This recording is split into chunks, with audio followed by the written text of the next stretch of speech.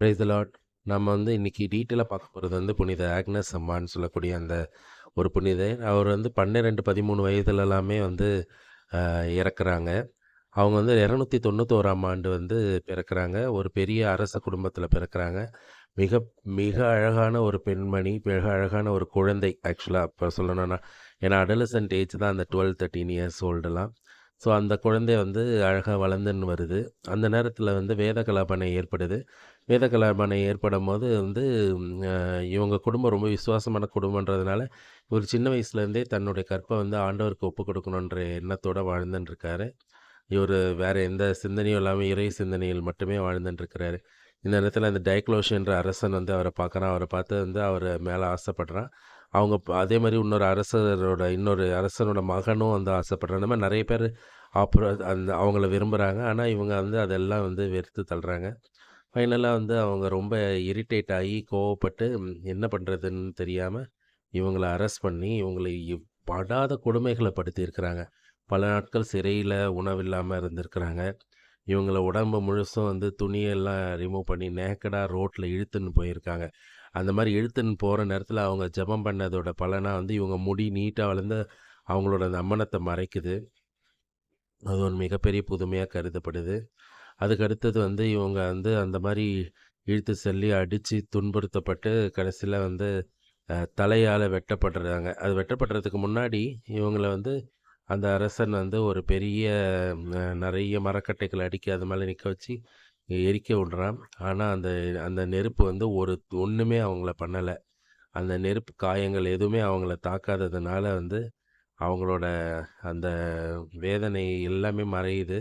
அவங்க சந்தோஷமா நின்னுன்ருக்காங்க. அத பார்த்து இரிட்டேஷன் ஆன அரசன் வந்து கத்தி எடுத்து அவங்களோட தலைய துண்டாக்கிடுறான். துண்டாக்கி அவங்க வந்து இறந்துடுறாங்க. அவங்க இறந்ததும் அவங்கள வந்து அ அங்க இருக்கிற ஒரு இடத்துல அ அ அரெஸ்ட் பண்றாங்க. அடக்கம் பண்றாங்க. அடக்கம் பண்ணிட்டு வாழ்ந்துட்டு இருக்கும்போது, அந்த நேரத்தில தான் வந்து இந்த புனித அம்ப்ரோசியார்லாம் வாழ்கிற சமயம் அது. அவரெல்லாம் வந்து இந்த பெண் மேல ரொம்ப பக்தியா இருந்து இவங்களுக்காக வந்து ரொம்ப விசுவாசத்தோட இவங்க கிட்ட வந்து வேண்டுறாரு. இவங்களோட அந்த கல்லறை வந்து இந்த கேட்டகம்ன்னு சொல்லக்கூடிய ரோம நகருக்கு கீழ வந்து இருக்கிறதா கருதப்படுது. இவங்களோட தலையிலருந்து அதாவது துண்டிக்கப்பட்ட தலையோட அந்த ஸ்கல் வந்து இன்னைய வரைக்கும் பாதுகாக்கப்பட்டு வருது. கிட்டத்தட்ட 1800 ஆண்டுகளா வந்து பாதுகாக்கப்படுறதா வந்து கருதப்படுது. ஸோ இவங்கள வந்து அவ்வளோ ஒரு புனிதமானவங்க. அந்த கற்பு நெறி தவறாத ஒரு சிறுமி. இளைஞர் கூட சொல்ல முடியாது. சிறுமி அவரு.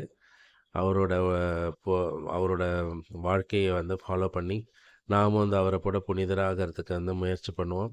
அவரோட திருவிழா வந்து ஜனவரி 21ஆம் தேதி கொண்டாடப்படுது. அவங்க இறந்த நாள் அதுதான்.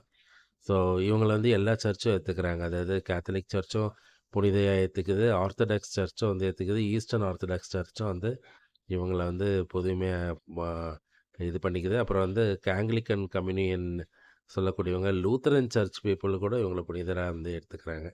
ஸோ அப்படிப்பட்ட ஒரு மகா புனிதை. இந்த புனிதையின் வழியில் நாமளும் நடந்து, இவங்கள போலவே வாழறதுக்கு நாம வந்து முயற்சி பண்ணுவோம்.